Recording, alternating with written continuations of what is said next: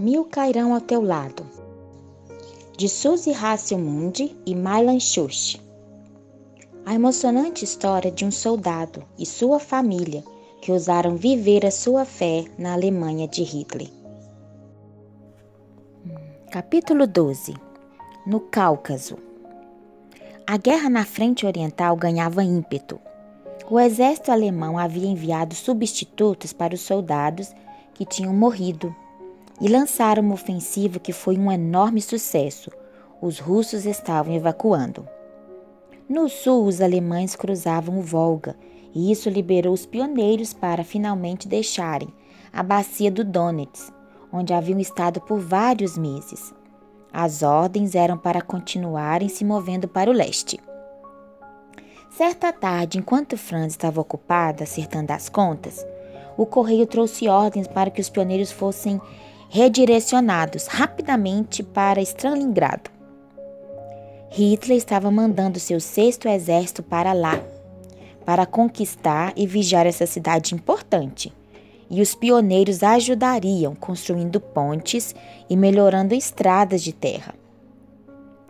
Franz correu até o capitão carregando as ordens. Stalingrado, o capitão disse após estudar as ordens. Não tenho bons sentimentos a respeito disso. Pelo que sei, essa cidade é a fortaleza do exército soviético. Eu tenho medo de perder muitos homens lá. Ele respirou fundo e entregou as ordens para Franz arquivar.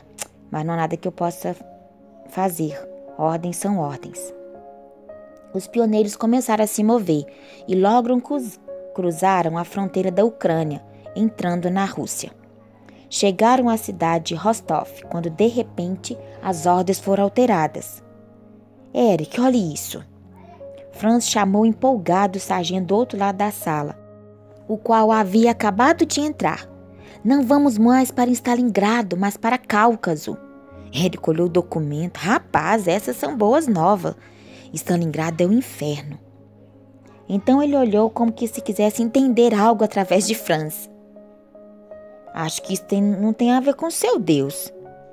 Estará ele te protegendo outra vez? Os pioneiros mudaram seu destino. Cruzaram o rio Don e foram em direção às montanhas do Cáucaso, no sudeste. Muito depois souberam que o 6º exército em Stalingrado havia sido quase todo destruído na pior batalha da Segunda Guerra Mundial. Logo os pioneiros chegaram às vastas estepes de Kalmykia, uma planície semiárida coberta de vegetação rasteira, que ia até o Mar Cáspio. Quando cuidadosamente começaram a marcha, passaram por pequenos povoados, onde as pessoas pareciam estar séculos atrasadas em relação à civilização moderna. Eles ainda acendiam fogo batendo 2 pedras, até que uma faísca iniciasse alguma combustão em fragmentos de musgo. Quando os soldados tiraram os isqueiros apertando o botão e produziram chamas instantâneas, as pessoas olharam com descrença. Nos dias seguintes, os soldados alemães encontraram tão pouca água que o suprimento precioso teve que ser racionado. De manhã, cada um recebia um copo cheio de água salobra, que era tudo que tinham para lavar-se, babear-se e escovar os dentes. Franz desenvolveu um sistema que funcionava muito bem. Ele mergulhava a escova na água, escovava os dentes e enxaguava com uma boca cheia de água. Então ele cuspia de volta dentro do copo. Então olhava seu pincel de barbear, ensaboava o rosto e se barbeava. Por fim, molhava as mãos com água cheia de sabão e esfregava o rosto e o pescoço. A essa altura não havia nenhuma gota restante. No meio do caminho através das estepes, os pioneiros pararam próximo a uma grande placa de madeira que dizia, em várias línguas, "Você está na fronteira entre a Europa e a Ásia." Eles decidiram acampar ali por uma noite. De alguma forma, estar ali nas proximidades daquela placa os fazia perceber quão distantes estavam de casa. Tarde naquela noite, Franz saiu de sua barraca. Não era possível ver a lua.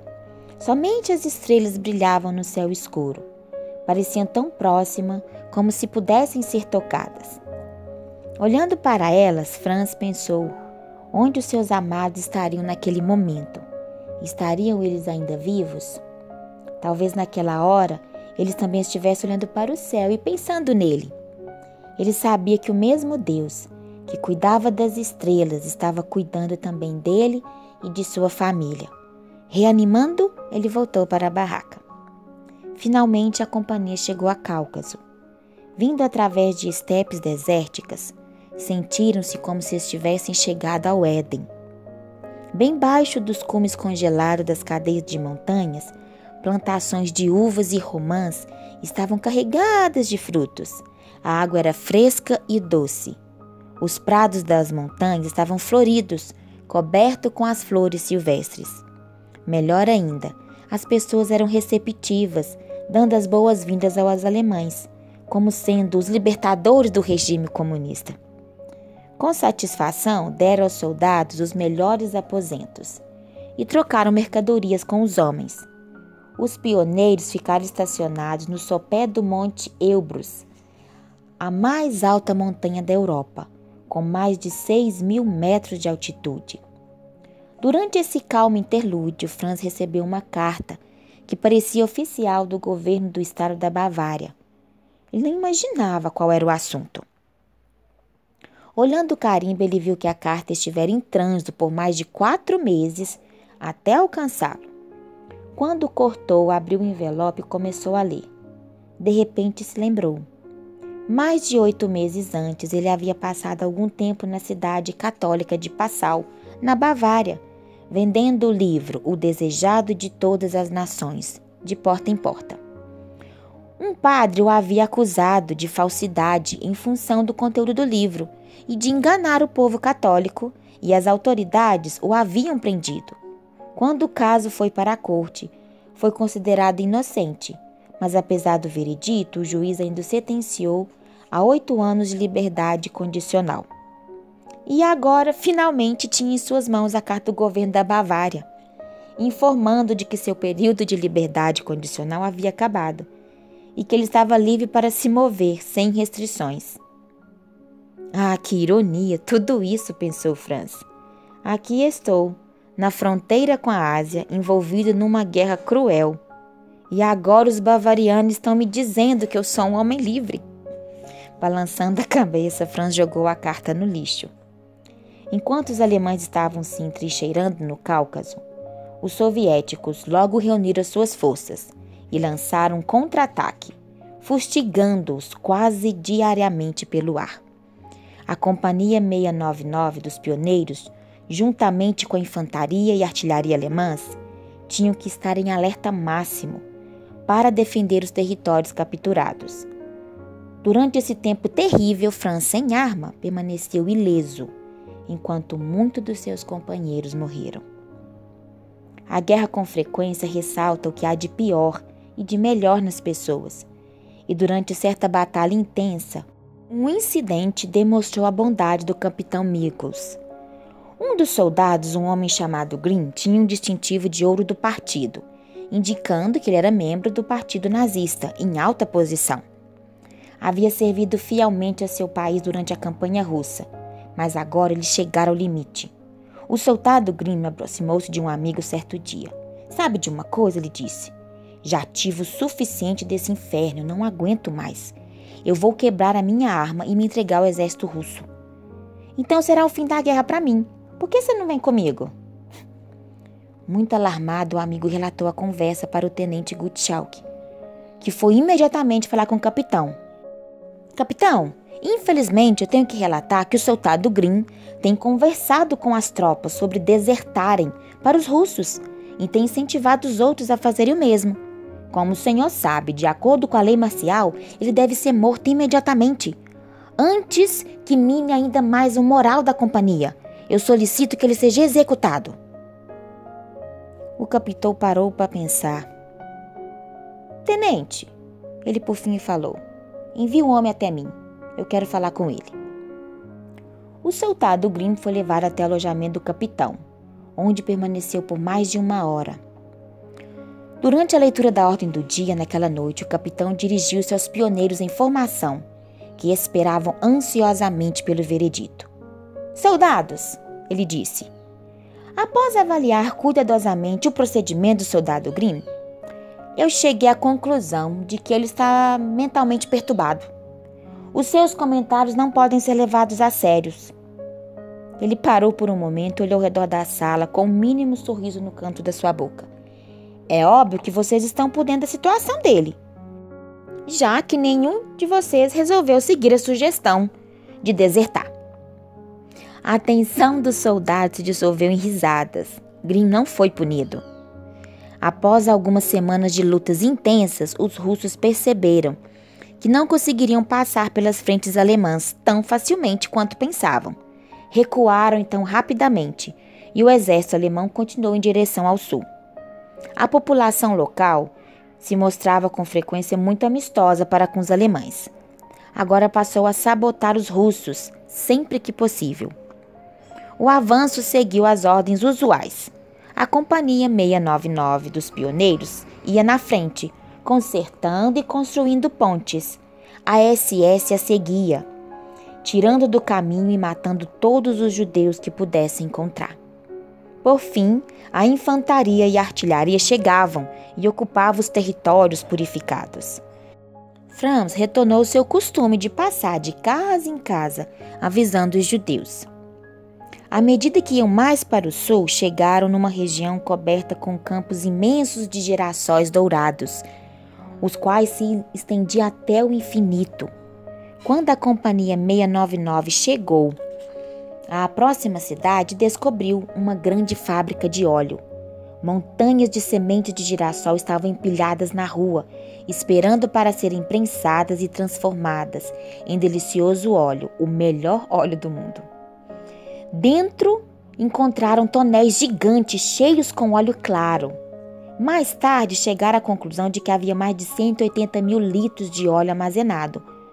Os pioneiros receberam ordem para explodir a usina.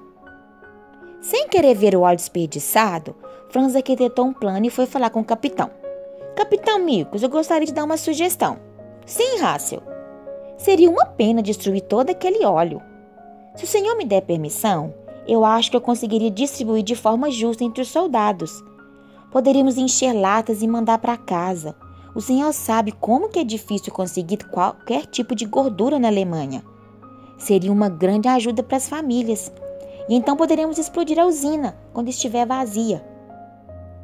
O capitão olhou com ceticismo. Eu não consigo imaginar como você realizaria esse feito.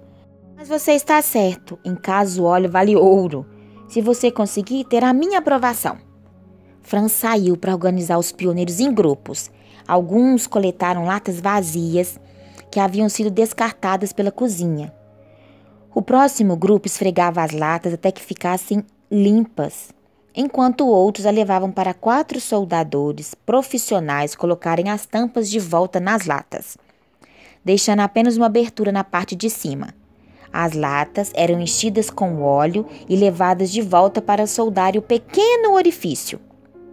As latas foram distribuídas entre os homens, que as empacotaram, endereçaram e despacharam para casa. Após o primeiro dia, quando a operação estava no começo, Franz pegou um cavalo e uma carroça, encheu um barril com quase 100 litros de óleo e distanciou por várias horas até o hospital para conseguir mais latas. Ele sabia que os feridos recebiam apenas coisas enlatadas, então trocou o barril de óleo por uma carroça cheia de latas vazias. À noite, Franz secretamente convidava os civis locais para buscar óleo. Eles levavam latas de água, garrafas de vodka, jarro, e Franz os enchia para eles. Por causa da sua bondade, a população agradecida não causou problema aos alemães. Dentro de 3 dias, a Companhia 699 havia esvaziado o tonel de óleo e dinamitado o prédio. Em casa, o óleo era uma dádiva de Deus.